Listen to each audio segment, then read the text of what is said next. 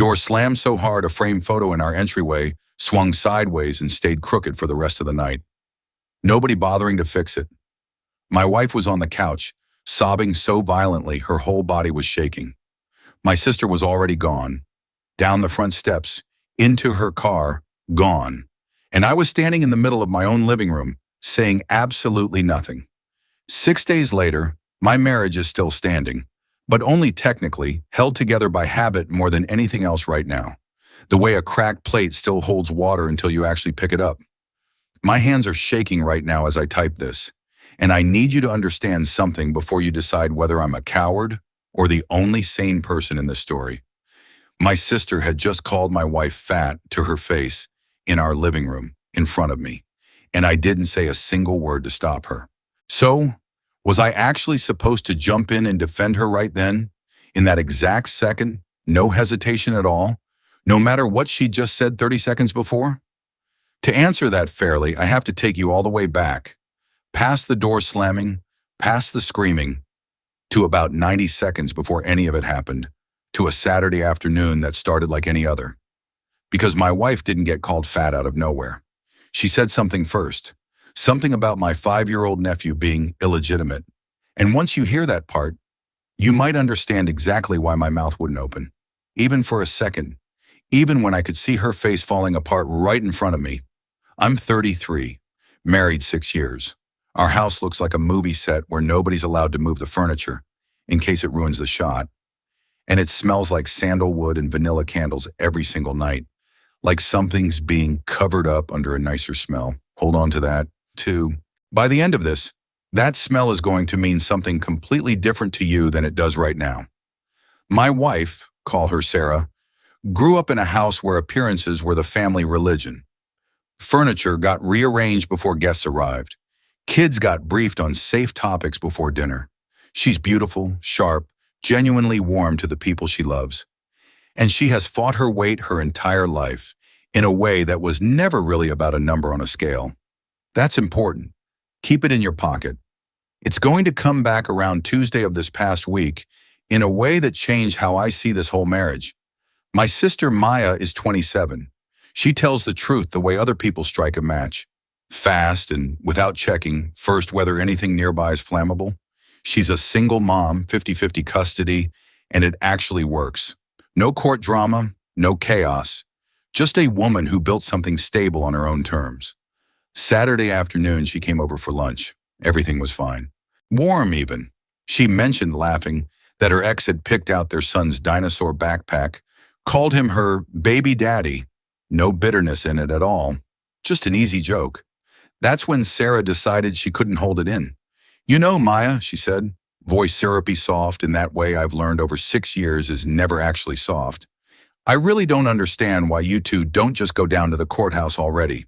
Think about Leo. When he starts school, people will call him illegitimate. That follows a kid for life." The room went dead silent. Maya set her tea down so slowly, the porcelain clinking against glass sounded like a gunshot. She didn't yell. That stillness terrified me more than yelling would have, because I know my sister, and that quiet is the calm right before she burns something down. I opened my mouth. I swear I did, right there in real time, in front of both of them. Some version of, "Okay, let's not go there," got stuck somewhere between my brain and my throat. And by the time I found it, I was already a full second too late. "You know what, Sarah?" Maya said, low and flat. "Maybe worry about your own fat ass and figure out how to lose 100 pounds before you lecture me about my kid." I watched the color drain out of my wife's face. Maya wasn't done. 5 years of swallowed frustration came out all at once. "No wedding ring's gonna hide that triple chin. Your whole life is as empty as your advice." Then she grabbed her jacket and walked. The whole exchange took less than 2 minutes. It's been 6 days and I still don't know how to repair what it broke. That's the moment you just watched from the doorway. Now let me show you what happened after. Because the door slamming wasn't the worst part of this story. Not even close. Sarah collapsed onto the couch sobbing, and when I tried to hold her, she shoved me back hard enough that I stumbled. "Why didn't you say anything?" she hissed, mascara running. "You're my husband. You were supposed to defend me." I took a long breath. because I already knew whatever I said next was going to matter more than almost anything I'd said to her in 6 years. Sarah, what she said about your weight was cruel. I'm not defending that, but you called her son illegitimate. You've spent 5 years picking at her life. Tonight you didn't just give advice, you attacked her, and she hit back exactly where she knew it would hurt worst. She looked at me like I'd put a knife in her chest. She went upstairs.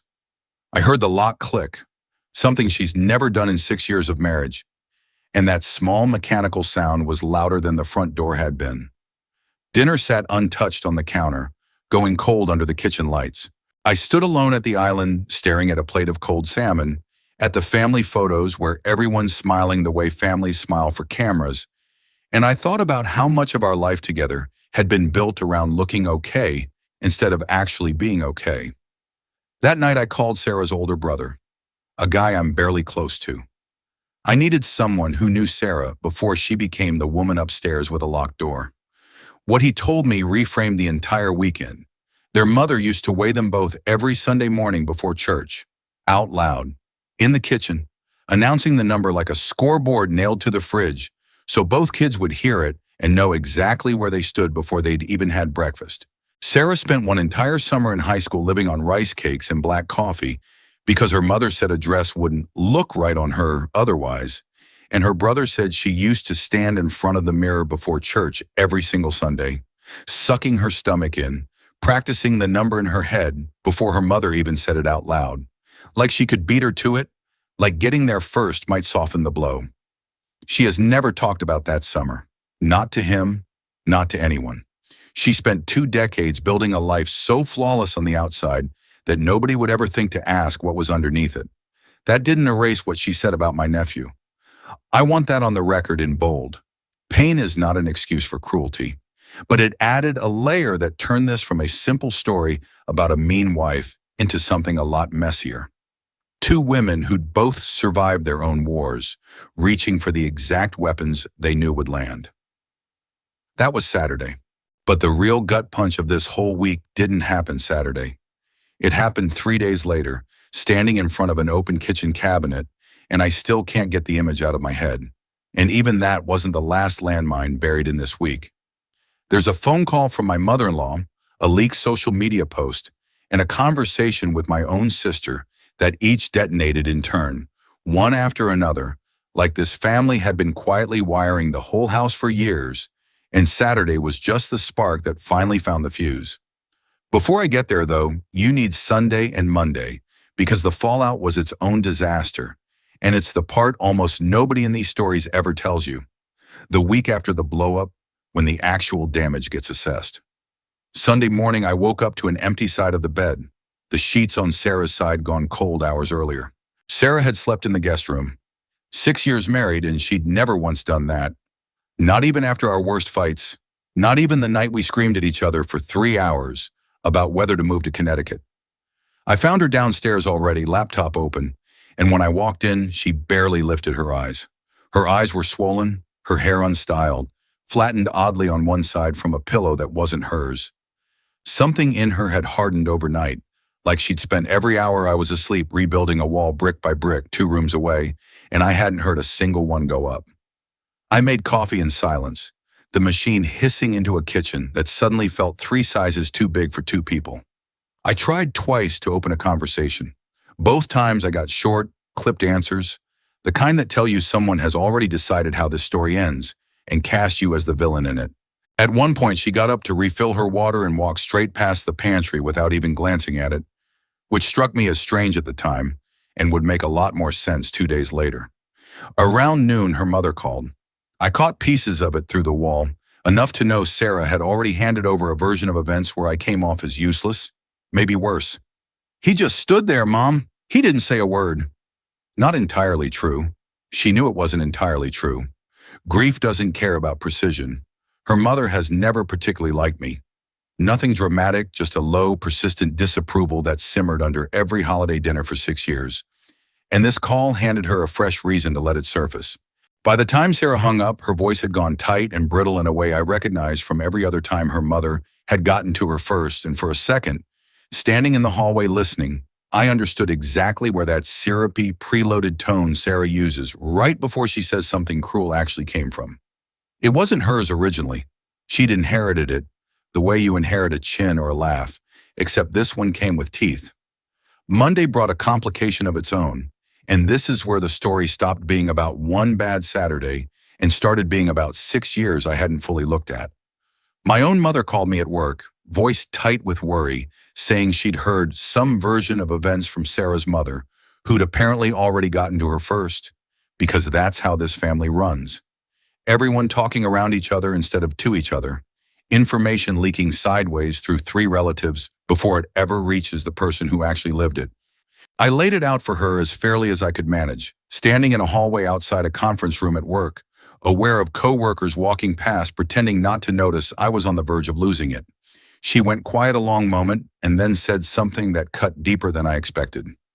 "You know your sister's never forgiven Sarah for the engagement dinner," she said, choosing her words carefully, the way she does when she already knows she's about to say something that'll sting. The comment about being a statistic, remember? A single mother by 27, that's what Sarah called her, right in front of everyone. Right before you two got married. Maya's been carrying that around for years. This didn't come out of nowhere. I didn't remember it clearly, not the way my mother laid it out, but the second she said it, something old shook loose in my memory. A toast that had gone slightly sideways at our engagement party, a joke about statistics and family planning that made the table go quiet for a beat before everyone laughed it off and moved on. I'd filed it under nothing. Maya apparently had filed it somewhere much deeper and had been carrying it quietly for years. The way you carry a splinter you've stopped trying to dig out because you've gotten used to the ache. That night I finally worked up the nerve to call Maya. She picked up on the second ring. Her voice had none of Saturday's fury left in it, just something tired and settled and sure of itself, more permanent sounding than the anger had been. "I'm not going to apologize for what I said," she told me before I'd gotten a full sentence out. "I know it was harsh. I know it was about her body, and I know that's supposed to be off the table no matter what. But Ethan, she spent 5 years making comments about my life, about Leo, about whether I'm even a good enough mother because I'm not married. She called my son a bastard in front of you, not directly, but that's exactly what she meant, and you know it." I told her I understood her anger, and that I didn't think she was entirely wrong, but that the weight comment had genuinely devastated Sarah in a way that reached past this one conversation. Maya went quiet for a second and then said the line that's been sitting in my chest like a stone ever since, the one I keep turning over at 2 a.m. when I can't sleep. "I'm sorry it hurt her that badly. I mean that. But I'm not sorry I finally said something. Somebody had to. You never do, Ethan. You never have. Not once in all these years. And I'm tired of watching her walk all over people because she knows you won't stop her." That landed harder than anything Sarah threw at me all weekend. I sat there afterward, turning my wedding ring around my finger. The thing I do when I'm trying to think through something with no clean logical answer, which turns out to be most things involving actual human beings instead of spreadsheets. I thought about every dinner where I'd changed the subject the second Sarah started in on Maya. Every time I told myself I was keeping the peace, when really I was just letting the peace get bought with somebody else's silence instead of mine. Then came Tuesday, and Tuesday is the day that actually reframed everything I thought I knew about the woman I married. I came home early from work, wanting to try again with Sarah, and found her in the kitchen, standing at the open pantry, not hearing me come in. What I saw stopped me cold in the doorway. Tucked behind the neatly labeled containers of quinoa and organic granola, behind the entire healthy home performance she keeps up for anyone who opens that cabinet, there were wrappers. Not one or two, the kind you'd expect from a single bad night. Dozens. Layers of them.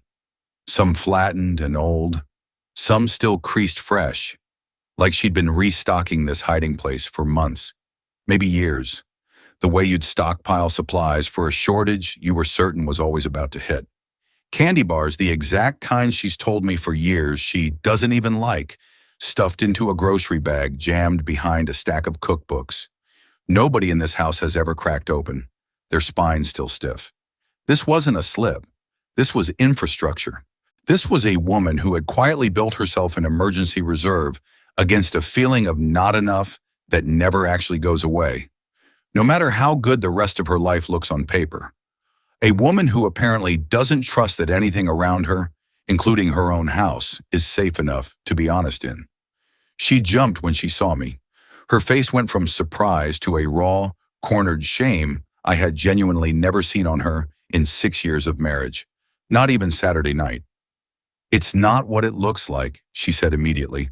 Which is, of course, exactly what people say when it's precisely what it looks like.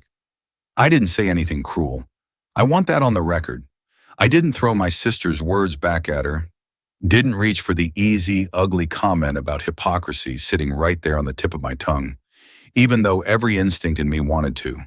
Some small, mean part of me wanting her to feel exactly as exposed as Maya had felt walking out our front door. I just asked her gently how long this had been going on. This whole secret stash hidden behind the perfect stage set she'd built out of our kitchen. She didn't answer. She just closed the pantry door and walked past me upstairs without a word, and I stood there alone in a kitchen that suddenly felt like a museum exhibit of a life I wasn't sure had ever really existed the way I thought it had. Because a secret is something you hide once, out of embarrassment, and then let go of. This wasn't that. This was a system.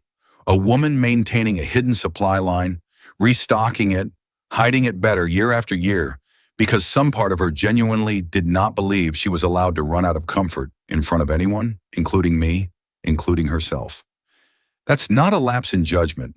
That's what it looks like to never once in your entire life have felt safe enough to just be hungry or sad or afraid out loud in your own house. Standing in front of that pantry, I finally understood why she was so afraid of a single extra pound. Those numbers her mother used to call out in the kitchen every Sunday were still running in her head, decades later. The wrappers weren't just candy. They were the only rebellion she'd ever let herself have against that summer of rice cakes and black coffee her brother had told me about. A small, secret war against a voice that never actually left the house. That was the moment something clicked into place that I probably should have understood years earlier. This entire marriage had been a performance. The candles, the fanned-out magazines, the mirror-clean counters, the moral lectures aimed at anyone whose life looked messier than ours was supposed to. All of it was scaffolding, holding up a version of Sarah she needed the world, and maybe herself, to believe in. Underneath all that scaffolding was a woman quietly suffering in a way she'd never once let me see. Hiding candy wrappers behind cookbooks the same exact way she hides every insecurity behind a superior tone and advice nobody asked for. I need this on the record, in bold, underlined, twice. None of that excuses what she said about my nephew. I'm not building an excuse for cruelty just because there's pain sitting underneath it. But it added weight, a weight I hadn't been carrying the right way for 6 years.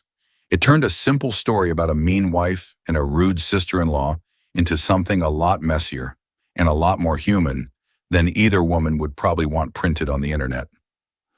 Wednesday brought the group chat disaster, which honestly deserves its own separate post somewhere. Sarah's cousin dropped a "so sorry to hear about what happened this weekend," sending love message into the extended family thread, and within 20 minutes it wasn't a group chat anymore. It was an ambush. My Aunt Denise, who hasn't spoken to Sarah's side of the family since a wedding seating chart argument 2 years ago, went first. "Some of us saw this coming years ago, just saying." Then Sarah's own cousin turned on her, out of nowhere. "Remember when you told me my apartment looked lived in?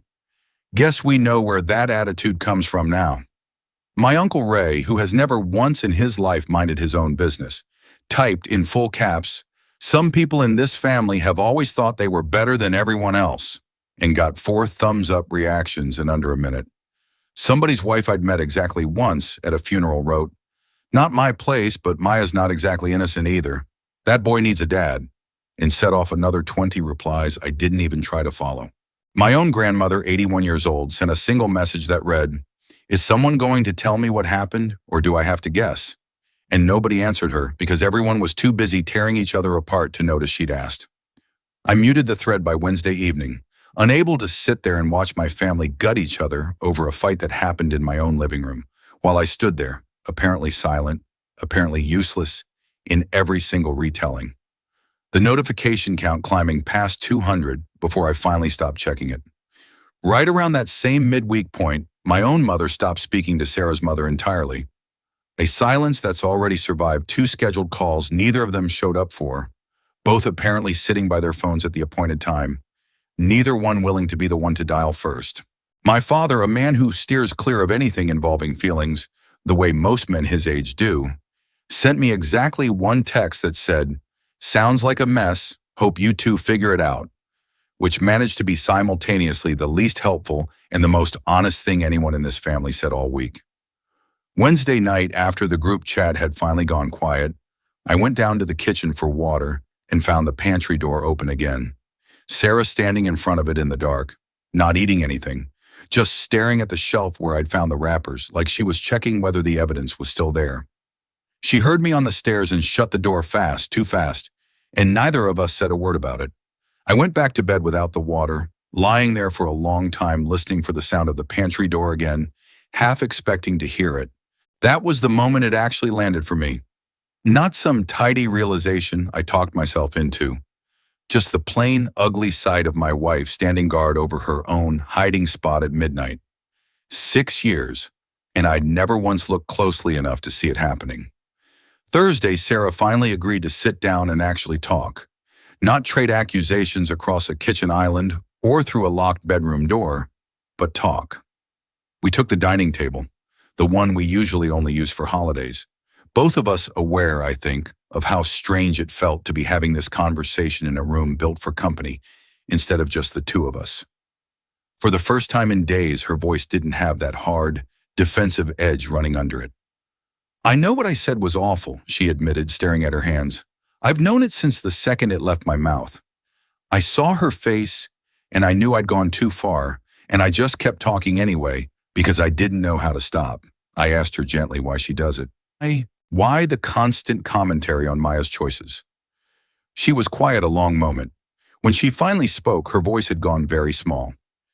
"Because when I look at her, I see someone who does exactly what she wants and never apologizes for it, and people still respect her. And I did everything I was supposed to do. I got the ring, I got the house, I keep everything perfect, and I still feel like I'm failing at something every single day. I don't even know what I'm failing at anymore. It's easier to point at someone else's life than sit with mine." That was the most honest thing my wife has said to me in years. I told her the pain was real, but that turning it into a weapon against my sister, year after year, had consequences. And those consequences had just landed on her the hardest way possible. I told her about the pantry, the door I'd found her guarding in the dark on Wednesday night, and watched her flinch like I'd touched an actual bruise. She didn't deny it this time. She just nodded once and looked back down at her hands. She cried again, quieter than before, and said she understood. I'm honestly not sure yet how much of that understanding survives contact with normal life. With a Tuesday grocery run, with a pantry she still has to walk past every single day. Friday, I called my sister again and told her plainly that I owed her an apology of my own. Not for anything I said, because I never said anything cruel to her, but for everything I did not say over the years. Every time I let one of Sarah's little comments slide past without pushback, because confrontation has always terrified me more than almost anything else in life. More than heights, more than public speaking, more than the 2 years my father spent sick before he got better. I told Maya I was done being the family's designated peacemaker if peacemaking just meant absorbing everyone else's damage silently while nothing actually got resolved. She was quiet for a moment, then said she appreciated hearing that, though she made it clear she still was not sorry for what she said in the moment. Weight comment included, and was not going to pretend otherwise just to smooth things over for the holidays. "I love you," she said, before we hung up, her voice a little rougher than usual. And I love Sarah too, weirdly, even after all this. But loving someone isn't the same as staying quiet while they hurt people. You're going to have to figure out which one you've actually been doing all these years. I didn't have an answer for her in the moment. I'm not sure I have one now, 6 days later, typing this out at midnight. Saturday, a full week after the one that started all of this.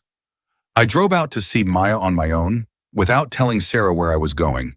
which felt like its own small betrayal, even though I couldn't have told you of what exactly. Leo answered the door in his cape, completely unbothered by any of the adult wreckage happening around him, and informed me with total seriousness that Pluto used to be a planet, but isn't anymore, and that this was, in his opinion, not fair to Pluto. I told him I agreed, and he seemed satisfied with that, and went back to whatever elaborate mission he'd been running through the living room before I interrupted it. Maya and I sat on her back steps while Leo army crawled through the grass on some mission only he understood, cape trailing behind him like he was leading an invasion nobody else could see. For a long time, neither of us said much of anything. Eventually, she asked how Sarah was doing, and I told her honestly that I didn't fully know, that something had cracked open between us that I wasn't sure yet how to seal back up, or whether sealing it back up the way it was before was even the right goal anymore. Maya nodded slowly, watching her son, and said she didn't hate Sarah. Not really, not even after everything. She said she just didn't know how many more years she could spend being the acceptable target for someone else's unhappiness. The one person in the family it was apparently always safe to aim at. You know what the worst part is? She said, not looking at me, watching Leo instead. I don't even think she does it on purpose. I think it just comes out of her, like a reflex, like flinching. That almost makes it worse. You can't even be properly angry at someone for something that automatic. That stuck with me the rest of the drive home. I told her about the notebook I tried to fill out Wednesday night, the columns and rows I'd drawn like I could solve a marriage the way I solve a portfolio, and how none of it had worked until I stopped trying to think my way to an answer and just watched what was actually happening in my own kitchen at midnight. Maya almost smiled at that. That's the most you thing I've ever heard, she said. Only you would try to build a spreadsheet for your own divorce. I'm not getting divorced, I said faster than I meant to. I know, she said. I just wanted to see your face when I said it. We sat there a while longer on those back steps, until Leo demanded we come inspect the fort he'd built out of couch cushions, dragged onto the back porch. And for about 20 minutes, I got to just be an uncle again. Not a husband standing in the wreckage of a marriage, not a brother who'd stayed quiet for 6 years. It was the first 20 minutes all week that didn't feel like it was happening underwater. So here's where things stand. 6 days later, 7 now technically, since it's well past midnight as I finish typing this. I'm alone in my home office with the door closed because the quiet in the rest of the house has gotten heavy enough that I needed a smaller room to think in. My marriage is technically still standing, but it feels like a building after an earthquake.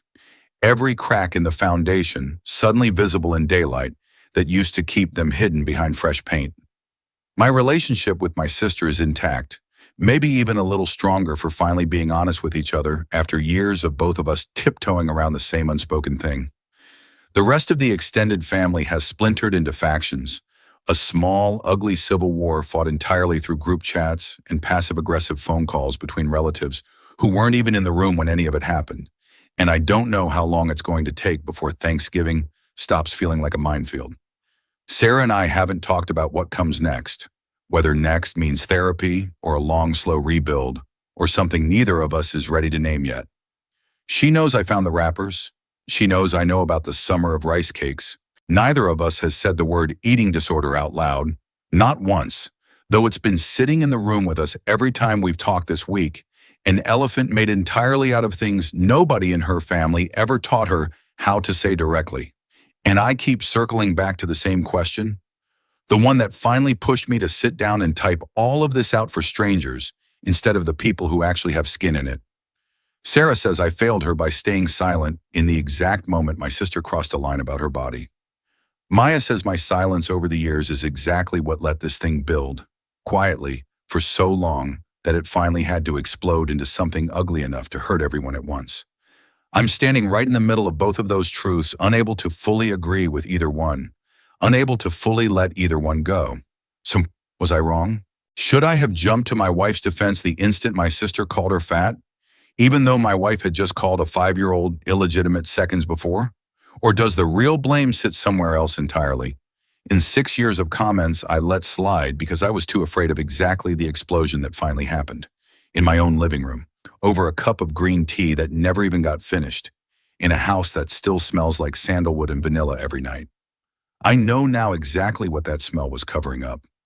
It was never about comfort. It was about making sure nobody in this house ever caught the smell of cheap chocolate on her breath or asked why. Tell me honestly, is loyalty to your partner worth staying silent while they're cruel to someone else? Where's the line for you between standing by the person you married and standing up for someone they've hurt? I'm not looking for people to just tell me what I want to hear. I've had enough of that this week from people who love me and are trying to protect my feelings instead of giving it to me straight. I want the real answer, even if it's ugly, even if it means I've been the problem in this family for longer than I want to admit. I'm reading every single comment on this one, and I'll respond where I can. This story serves as a case study on toxic family dynamics and generational trauma. It highlights how childhood wounds, like the Sunday weigh-ins, manifest as destructive behavior in adulthood. We explore the concept of projective identification, where personal insecurities are hidden by attacking others. My goal is to foster a discussion on the boundaries of loyalty and the importance of addressing mental health issues, such as eating disorders, before they destroy a family system. I invite you to share your perspectives in the comments to help others navigating similar complex situations.